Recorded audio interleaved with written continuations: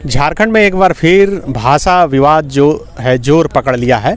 इस वक्त बात करने के लिए हमारे साथ मोतीलाल महतो हैं, जो पहले भी जब भाषा का विवाद हुआ था तो आंदोलन में सक्रिय रूप से ये शामिल हुए थे। मोतीलाल जी, ये जो फिर से नया विवाद शुरू हुआ है, ये क्या विवाद है, बताइएगा। देखिए, हमारे पास 5 जनजातीय भाषा संथाली, मुंडारी, कुड़ुक, हो और खड़िया और 4 क्षेत्रीय भाषा खोरठा, कुड़माली, नागपुरी और पंचपरगनिया चलता था।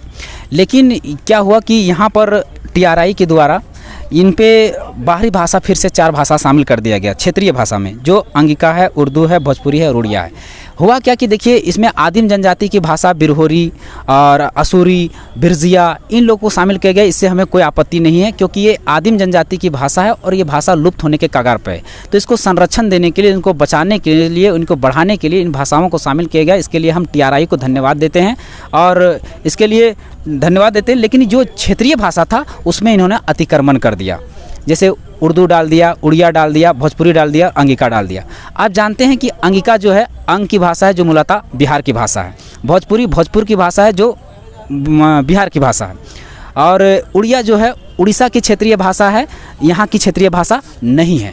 और उर्दू जो है अंतर्राष्ट्रीय भाषा है, राष्ट्रीय भाषा है, क्षेत्रीय भाषा नहीं है। अंतर्राष्ट्रीय भाषा उसको कहते हैं जो एक देश के अलावा दूसरे देश में बोला जाता है, उसको अंतर्राष्ट्रीय भाषा बोलते हैं। राष्ट्रीय भाषा उसको बोलते हैं जो एक राज्य के अलावा दूसरे राज्य में बोलते हैं, उसको बोलते हैं राष्ट्रीय भाषा। और क्षेत्रीय भाषा उसको बोलते हैं जो केवल इसी क्षेत्र में बोला जाता है, उसको बोलते हैं क्षेत्रीय भाषा। और यहाँ की क्षेत्रीय भाषा यही 4 है। क्या होता है कि इसका विरोध क्यों है, समझने वाली बात है। जब भी कोई बड़ी भाषा आता है तो छोटी भाषा को खा जाता है। जैसे हम उदाहरण देना चाहेंगे, अभी हम लोग मॉल बोलते हैं, मॉल से बोले पहले मार्केट बोलते थे, मार्केट से पहले बाज़ार बोलते थे, बाज़ार से पहले हटिया बोलते थे और हटिया से पहले पेठिया बोलते थे। तो पेठिया कुड़माली शब्द इसको किसने खा गया? हटिया ने। हटिया जो हिंदी शब्द है, हटिया को किसने खा गया? आपका बाज़ार ने, जो फारसी शब्द है।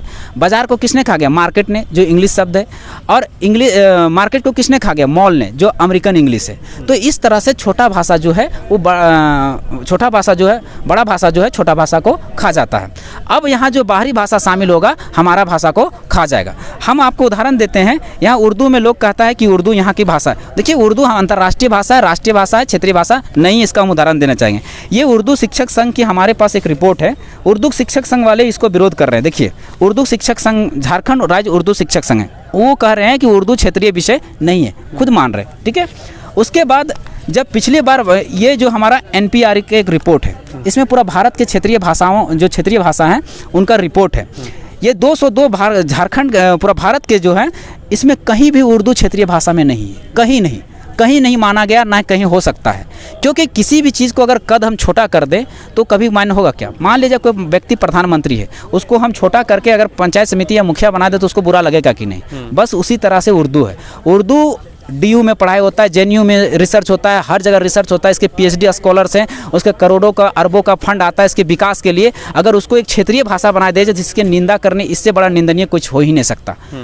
और अंतर्राष्ट्रीय भाषा को कैसे बना सकते हैं? कितना मूर्ख की बात है। कल हम लोग जनजातीय क्षेत्रीय भाषा विभाग गए, वहाँ के जो HOD थे उनसे भी बात किए। उन्होंने भी साफ शब्दों, आप भी थे, उन्होंने साफ शब्दों में मना कर दिया कि ये 4 के अलावा कोई भी यहाँ का क्षेत्रीय भाषा नहीं हो सकता। TRI भी कहे, उन्होंने भी यही बात बोल दिया कि हम लोगों ने नहीं किया है। यहाँ के जो नेता मंत्री हैं, कैबिनेट मंत्री हैं, उनके प्रेशराइज की वजह से यहाँ पर शामिल किया गया है। मतलब ये जो भाषा जो अखबार में छपी, ये 9 भाषा, हाँ। ये मतलब सरकारी अधिकृत रूप से मतलब अधिसूचित हो गया क्या? चर्चा है? नहीं, अधिसूचित इनके लिए, देखिए इनके लिए विषय देखिए कैसे किया गया। पिछली बार जब भाषाई अतिक्रमण चला था तो आप ही मीडिया बंधु ने सवाल किया था कि आप लोग शिक्षा मंत्री जी से कि आपने जो भाषा शामिल किया है ना, तो किस आधार पर, उसका मापदंड क्या, उसका पैमाना क्या है? तो उन्होंने कह दिया था बोलने के आधार पर और जनसंख्या के आधार पर। तब हमने RTI किया था। ठीक है, RTI किया था इनको, TRI को। तो RTI का रिपोर्ट क्या कहती है? RTI का रिपोर्ट हमने मांगा था कि झारखंड की क्षेत्रीय भाषाओं के बोलने वालों की संख्या पर किए गए शोध के प्रतिवेदन के प्रति उपलब्ध कराने की कृपा करें। ऐसा हमने RTI किया था। तो RTI की रिपोर्ट क्या आता है, देखिए उन्होंने क्या बोल दिया कि सूचना का अधिकार अधिनियम 2005 के तहत मांगी गई सूचना के आलोक में कहना है कि संदर्भ में शोध कार्य संस्थान द्वारा अभी तक किया ही नहीं गया है।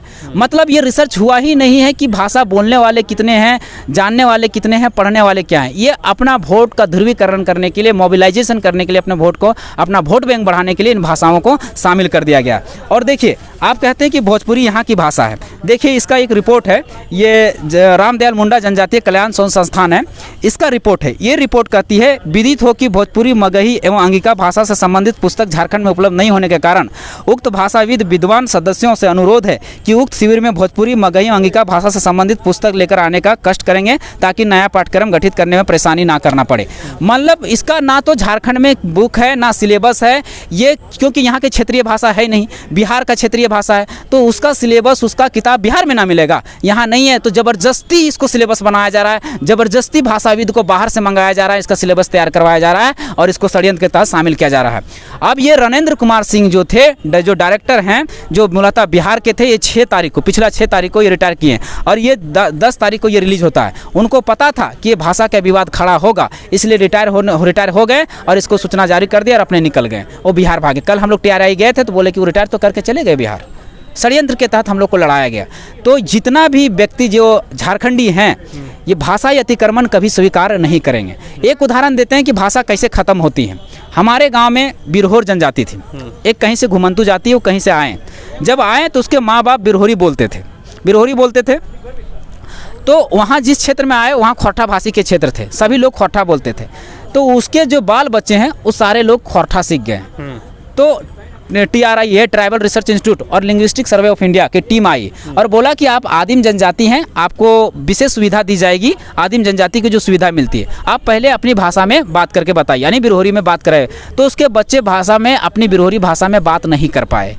क्यों? क्योंकि खोरठा भाषा बिरहोरी भाषा को, उसकी भाषा को खा गया, क्योंकि ये बड़ा भाषा था उस क्षेत्र का। इसी तरह होता है, अगर बाहरी भाषा में शामिल होगा तो ये ख़त्म हो जाएगा। देखिए, ये लोग, बहुत सारे लोग कहते हैं कि पलामू और भी जो सीमा वाला क्षेत्र है उसमें भोजपुरी, मगही वगैरह चलता है। इसलिए देखिए, कभी भी सीमा वाला क्षेत्र में जो रहता है वहाँ मिश्रित चलती है, कभी भी वहाँ के आधार पर क्षेत्रीय भाषा तय नहीं होती है। उदाहरण देना चाहेंगे महाराष्ट्र और गुजरात का। क्या गुजरात के लोग महाराष्ट्र में रहते हैं और वहाँ महाराष्ट्र में रहते हैं और वहाँ गुजराती बोलते हैं? क्या महाराष्ट्र लोग गुजराती को मान्यता दे देंगे सीमा वाले क्षेत्र में? नहीं देंगे। क्या महाराष्ट्र के लोग गुजरात वाले सीमा क्षेत्र में रहते हैं, क्या गुजरात के क्षेत्र में मराठी को मान्यता मिल जाएगा? नहीं मिलेगा। क्यों? क्योंकि सीमा वाला क्षेत्र से कभी भी क्षेत्रीय भाषा तय नहीं होती है। और ये लोग कहते हैं कि हमको यहाँ पर जनसंख्या के आधार है तो हमको मिलना चाहिए। हम अभी कुछ 100 साल पहले या 70 साल पहले हम लोग चाय की खेती करने के लिए असम गए, वहाँ लाखों की संख्या में झारखंड के लोग गए, वहाँ चाय की खेती किए और वहीं बस गए। आज उनको टी ट्राइब के नाम से दिया जाता है। उन लोग नागपुरी बोलते हैं, खोरठा बोलते हैं और यहाँ के क्षेत्रीय भाषा मिलते हैं। लेकिन असम में आज तक नागपुरी को क्षेत्रीय भाषा की मान्यता प्राप्त नहीं है, आज तक ना उनको स्थानीय मान्यता दिया गया। उनको एक अलग कॉलम में रखा गया जिसको टी ट्राइब बोला जाता है। आज तक हमको वहाँ ना स्थानीय मिला है, ना उनके भाषा को मान्यता मिला है। तो हम कैसे उनको दे दें?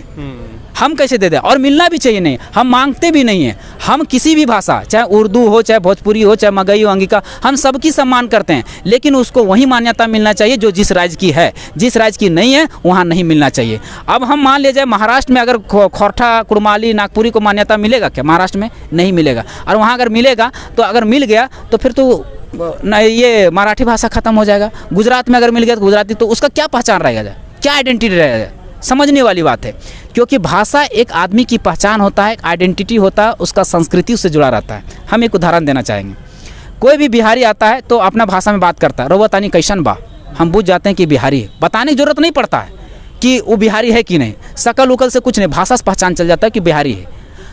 अभी मोदी जी ही इतना बड़ा चेहरा है, जब भी वो गुजरात जाते हैं तो हमेशा गुजराती में बात करते हैं। सबसे पहले शुरुआत करते हैं केम छो, उधर से उत्तर आता है मजा माँ। उसको पता है, उनको पता है कि अगर हम गुजराती को यहाँ संरक्षण नहीं दिए, अपना भाषाओं को संरक्षण नहीं दिए, तो ये हमारा यहाँ से गुजरात से लुप्त हो जाएगा। और जब लोग गुजरात से लुप्त होगा तो ये पूरा भारत से खत्म हो जाएगा। इसीलिए क्षेत्रीय भाषाओं का संरक्षण जरूरी है, इसीलिए हम लोग भी अपना भाषा का संरक्षण चाहते हैं। विवेकानंद विद्या मंदिर स्कूल एक CBSE affiliated English medium coed school है।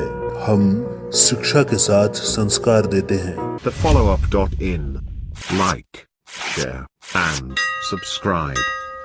www.thefollowup.in